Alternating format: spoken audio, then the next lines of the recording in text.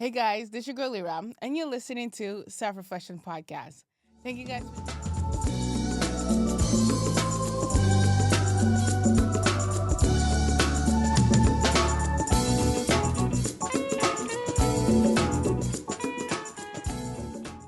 Thank you guys for joining me on another episode of Self Reflection Podcast. I pray and I hope that this conversation is going to find you in great shape. And like always, if you're not feeling your best in this moment, I want to encourage you to create some moment for self reflection or seek some support. If you cannot handle the emotions that you are feeling by yourself, right? This life journey is complicated. We can't do everything by ourselves. So sometimes we need people in our life to be able to hold our hands, right? Sometimes we just need a shoulder to lean on. So please go out and seek that support if this is something that is needed in this moment. Let's get into our podcast episode for today. I am excited, guys, to be having this conversation. Again, welcome to season 3 on Self Reflection Podcast. I am so blessed and grateful to be able to do this for the 4th year right now. So thank you guys so much for watching Self Reflection Podcast, for subscribing, for listening. Again, welcome to this conversation. Today we have no other but Spencer Christian again on Self Reflection Podcast. Thank you, Spencer, for joining us. Thank you, Lyra. I like what you said about being grateful for, and feeling blessed that you're able to do this. I feel grateful and blessed to be invited here to have these conversations with you. So thank you. It's an honor for me. It really is. Thank you. Thank you. Likewise. Yeah. I feel like a little pop star sitting next to you every single time. You are. Thank you. So today we are going to be talking to Spencer about women. Well, this is all scenario-based questions that, were sent to Self-Reflection Podcast, and Spencer's going to be giving his advice on these questions. So for all the ladies out there, if you have been waiting to get some type of clarity, this might be a podcast episode that you want to listen to. Also, gather your girlfriends and y'all can listen to this podcast episode because I think it's going to be one amazing one.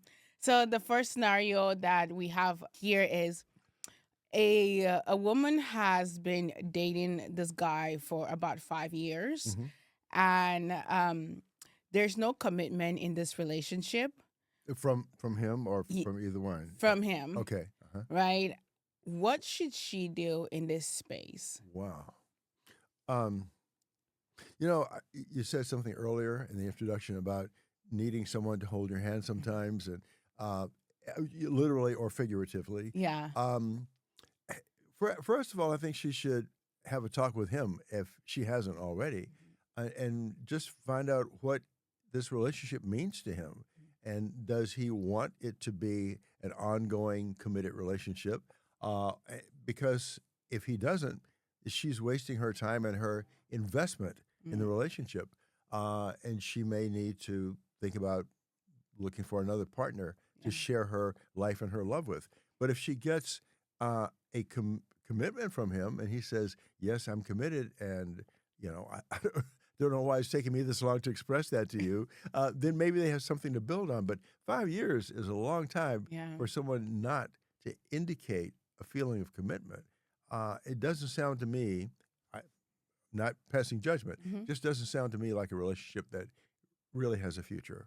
Is it true that, side note here, that men typically know that they're going to get married to a woman, like in the first couple?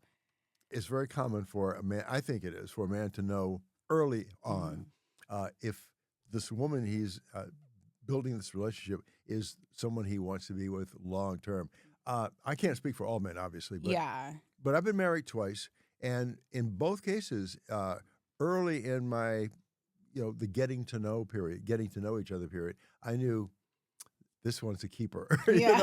This is someone I can really see myself sharing my life with, building a family with, or growing old with, or sharing my deepest, darkest secrets with. Yeah. Because there's this other celebrity just, talking. I think his name is like Jim Jones and Christy. They were together for, I think, almost 10 years. Wow. And like they never got married. something in that scenario, and then they broke up, and I Yeah. think he got married after, Huh. like right after. So that's why I asked that question. Like, do you Yeah. think men kind of know that they're gonna get married Oh, or yeah, I not? see what you mean. Yeah, I think so. I would Yeah. think so. I mean, it may take different periods of time with different people Yes. because of their, personality makeup or whatever. But I can't imagine, after 2 years, for example, Mm, not knowing that this is someone I really want to be with and share my life with. yeah. It shouldn't, in my mind, take even 2 years, Mm, and certainly not 5 years. yeah. You know. Thank you. Okay. Our next question out there from, we're going to name this person Ashley because we don't want to say their real names on Okay. here. So Ashley feels stuck in her career, that she has been there for over 10 years, but she hates the job. Mm. Um, Also, she's afraid to start a new, career, start over. What advice do you have for her? Well, I certainly understand that starting over can be a scary prospect, Yeah. especially if you've been in one place for 10 years. Um, it would be helpful to have more information. For example, in this job, did she ever see a future in it? Was it ever a gratifying job that Mhm. she liked, enjoyed, and looked forward to going to work every day? Or has it been sort of a drag for a long time? So the question is, She's been stuck there, but right, she's afraid to start over. right, What should she do? hmm.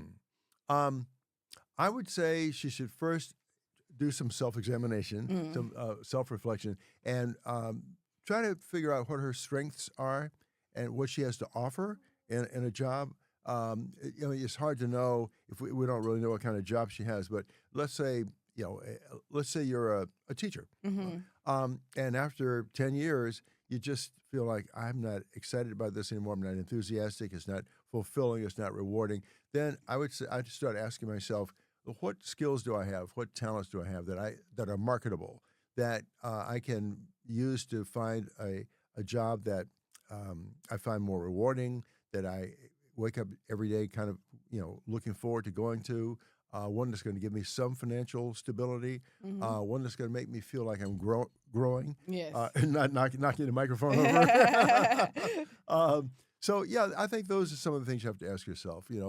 Determine what your skills are, what your talents are, Mm-hmm. how you can market yourself. And once you get a clear idea of that, wrap that package in some attractive wrapping and go out and start looking for another job. Yeah. But where to go and where to look would depend on what things she really enjoys doing, what things she feels she's qualified for doing, and what things will make her feel fulfilled. Yeah, I think I could kind of relate. I didn't stay at my job for 10 years. However, my last job, I was there and I started feeling like I wasn't giving my best foot forward. Oh yeah. I wasn't doing exactly what I needed to do. Part of it was because I kind of dread going, Hmm. but the other part was because I was dreading, it started taking a toll on my mental health. So, I was in this limbo, like I need the money, but here I am kind of struggling mentally, trying to stay in this space. So I Yeah. ended up leaving the job, but being a woman, especially in today's society where you have to like pay your bills and keep life going, right? I think I can kind of relate to her, even though I wasn't in my job for that Sure. long. Yeah. Do we know whether this question comes from a woman who is in a relationship, has a relationship partner or a spouse or N- single woman? no, they Yeah. don't. They didn't say. Yeah. But just by saying that, what would you say for somebody that is in a relationship Hmm. and someone that isn't in a relationship, like myself? It's easier for me to speak to someone in a relationship Okay. because I've been in relationships all my adult life. But if you're in a relationship, I think sitting and having a heart-to-heart talk with your partner about what you have to offer, what skills and talents you have that you can market. Yeah. Sometimes having a person to talk to, even if it's not a partner, just a good friend or a family member, they can tell you what they see in you that you might not be thinking about, that you can highlight, Yeah. that can be a path to a different job or a different career. It also gets back to what you were saying earlier about having someone to hold your hand. Hmm. But it's so important in times of I don't know, indecision, times Mm. of questioning, to have Yeah. someone to talk to, someone you trust and believe in, who knows you well and can help guide you towards making these decisions. If there's anyone in her life like that she can talk to and open up to and can say, "What do you see in me that I can develop and use to start on a new path?" Hmm. I would do that. I love that Yeah. because we all need people in our Yeah, life, we do. right? Absolutely. Yeah. Our next guest here is Sam. Sam is experiencing emotional abuse, but doesn't realize it, right? She can't really tell if she's being abused or not, Yeah. if it's manipulation there or not. What are some warning signs that she can start to pick on so that she knows that she's being like taken advantage of in that space And emotionally? and is this a relationship? Like, Yes. yeah. Oof. I have observed a lot of people in abusive relationships. I've never been in one myself, but I've certainly, witnessed it. Yeah. And it's so difficult because the person being abused often doesn't know where to turn or is afraid to, share what's going on with anyone on the outside. Sometimes the fear comes out of the belief that this person who's abusing you, if he or she finds out, then they'll take retribution on you, and your situation will be even worse. Hmm. You'll pay the price, Yeah. But you have to seek help because the abusive cycle, will just continue to repeat itself if you don't seek help. So sometimes seeking help can mean going to law enforcement if Hmm. it's that kind of serious, physical abuse where your physical well-being is threatened. Sometimes you may not have to go to law enforcement, but turn to a friend or a family member outside that relationship who can, you know, give you some guidance. Like ask them, have you seen what's going on? As you look at this relationship I have, do you sense that I'm being abused? Have you ever seen any behavior towards me that is contributing to making me feel the way I feel? Um, Once again, it's so important if you have someone in your life you can turn to and have that kind of heart to heart talk with. But the bottom line is that there needs to be an escape. The longer you stay in an abusive relationship, the worse it's going to get. The more it's going to drag you down, the more it's going to harm you emotionally and Hmm. physically. Because emotional abuse is just as destructive and painful often as physical abuse. Yeah, I Yeah. agree. And also, I think there's a study that says, if if I'm wrong, please guys correct me. I think there's a study that says like women take at least 7 times, try at least 7 times to get out before they actually get out. And if they have a family like kids, Hmm. it takes even longer for them to get out of an And abusive relationship. and that's totally understandable. I mean, if a woman is being abused and she has kids, she can't abandon the kids. It's not always easy to just grab the kids up and say, "We're going to leave now." That where are you going to go? There has to be a plan if you're going to do something Yeah. like that. It's just so complicated. Abusive people who are abused are put in an almost impossible position. Um, I- once again, if there's anyone in this person's life she can turn to for some kind of guidance or advice, um, someone you can trust, isn't going to rat you out, Mm-hmm. um, do that. If there's a counselor you can afford to go to counseling, or if there's a clergy person, or just a family member or a friend, it helps a lot just to talk about these things, Yeah. just to talk it out sometimes. Even if the person you're talking to doesn't have any advice that gives you a clue as to what your next move should be, sometimes just getting it off your chest and venting is helpful because it can help you think more clearly. Mm-hmm. And you may not need the other person's advice. Sometimes you figure out where to go, what your next move should be, Yeah. what path to take, just by talking it out and thinking it through and doing self reflection. Mm-hmm. you know. Yeah. And just, oh no, adding on to that, as you're talking, this question came to mind is what if this person's like, I don't have anyone, you know, quote unquote, in my life that Yeah. I feel like I could just talk to, or they feel like, they don't really like want to put their business on out there or onto another person. That's what inhibits a lot of people who are being abused. Either they don't think they really have anyone they can turn to, or they're afraid to put that business out there, as you Yeah. said. And that keeps many people who are being abused from just trying to break that cycle. There's so many different levels of abuse. Now, if you're let's say you're in an abusive relationship where you're being physically abused and you fear for your well-being, in that kind of situation, I would. It's kind of hard to talk to the person who's abusing you. Yeah. Because that usually doesn't lead anywhere. But if the abuse is not at that level, if it's at a point where you're feeling put down, undervalued, your self-esteem is like rock bottom, I would say, but if it's not a physical thing where you're in danger, Yeah. try talking to this other person, the partner or whoever it is who's abusing you, and just ask them, do you care about my feelings? Do you respect me? Do you love me? Yeah. And let them know what they're doing to you and how it makes you feel, how painful it is, emotionally or physically. But if the level of abuse is at a point where your well-being is threatened, it may not be helpful to try to talk to the person. Yeah. Yeah. Yeah. Before we go into our next question here, I do want to talk about our partner here, Prolong, real quick. Prolong is a fasting mimicking program where there's different programs you can go on. You can go on a 1-day program where you get to reset your entire body. You can go on a 5-day program where you have the meals set for you day by day.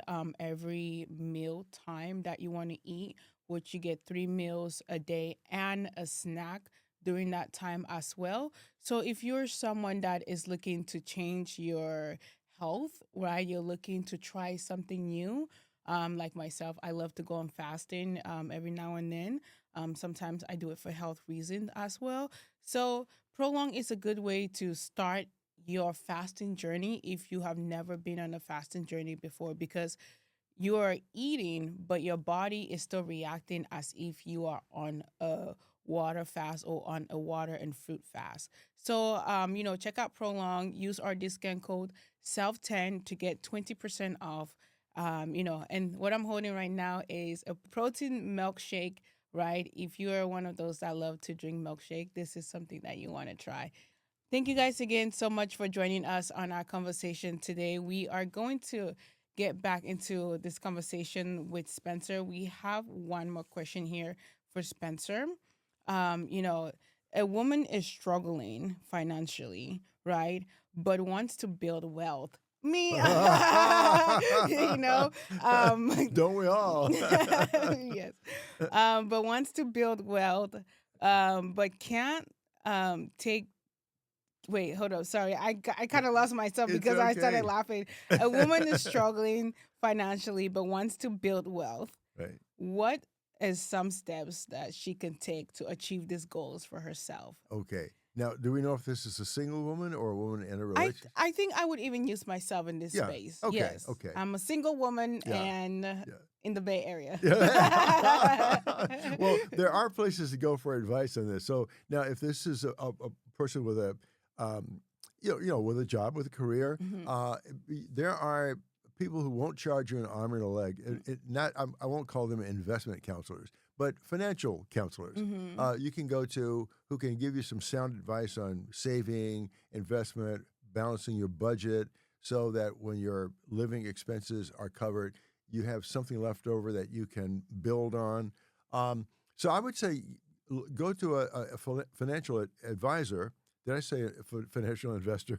Financial advisor, because there are a lot of good ones out there who give good Yeah. advice, and you don't have to, be earning hundreds of thousands of dollars a year for someone like that to be helpful to you. You can have an average wage or payroll, Mhm. and get good sound advice on reducing, frivolous expenses, things that Yeah. you don't need to spend money on. As simple as it sounds, if you go out twice a day for a latte, that's about $10, $12 right Mhm. there, in your daily budget that you can set aside. So there's so many ways, even if you don't want to go to a financial advisor, you can do a little self-examination, Mhm. self-reflection, and think about what you spend $1 or more on every single day and see how it adds up over a period of a week or a month, how much you're spending on things you really don't need.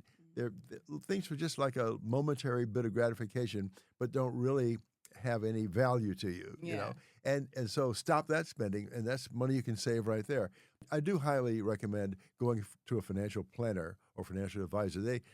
I've done it at various stages of my career when I was making just a little bit of money and when I was making a lot of money, and it was always helpful. Yeah.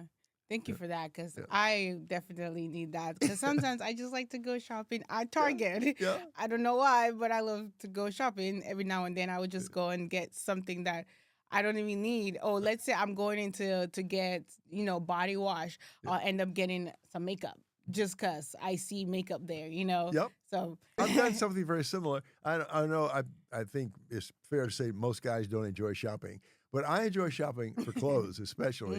Mm, And sometimes, I'm out just kind of walking through a store just killing time, and I'll see a shirt that I like or tie. yeah. And I'll say, "Oh, I got to have that." And I'll buy it. And I'll get home and I'll realize I've got something else almost exactly like it. Oh Like, man. my wife said to me very recently, by the way, I can iron my own shirts. I don't want to create the impression that I expect my wife to iron my shirts. But this was a day when she happened to be ironing shirts for me. And she said, "Hun, do you realize how many blue shirts you have?" She said, "You got like 8 blue shirts."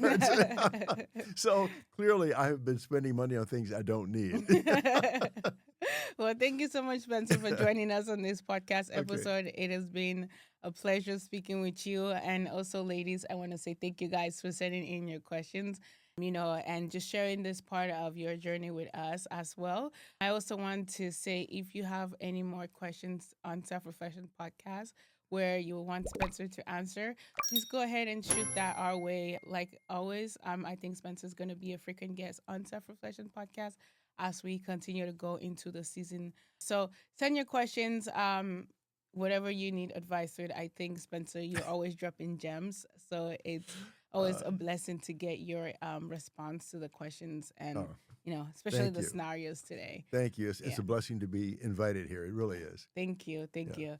Guys, if you have yet to subscribe to Self Reflection Podcast, I want to encourage you in this moment. Please go ahead and hit that subscription button and also like, share, and leave your review underneath our podcast or underneath this post. We'll truly appreciate it, as those reviews, those feedback is what is allowing us to continue to improve the podcast. Like this, I think this is something that we're incorporating in the podcast because of the feedback that we're getting and how we want to change and be able to make the podcast to benefit not only us here, but also you at home as well. So thank you guys again for joining us on this conversation. Before I head out with this one, I want to touch on Awaken Your True Self, a step-by-step guide to self-reflection and personal growth, my book. So go out, get yours. If you haven't get it already, I'll truly appreciate it. And yeah, Spencer, this is Yeah, my I book. like that. I never shared that with you, but thank you guys so much for joining us on Self Reflection Podcast. Oh, Spencer, before we go, Yeah. one advice for the guys. We don't want them to Oh, get upset. yes. Well, I could give a lot of advice to guys, but my first thing would be listen to the woman in your life. Pay attention to her when she's talking to you. Don't just go, and then walk away and you haven't absorbed the things she said. Women want to be listened to. They want to know that you are engaged. I don't mean engaged like the ring. I mean engaged with them, and that they're being heard. And that, when a person feels like they're being heard, then they feel like they're being cared for. They're being loved. And you'll be loved in return. Ooh. Thank you.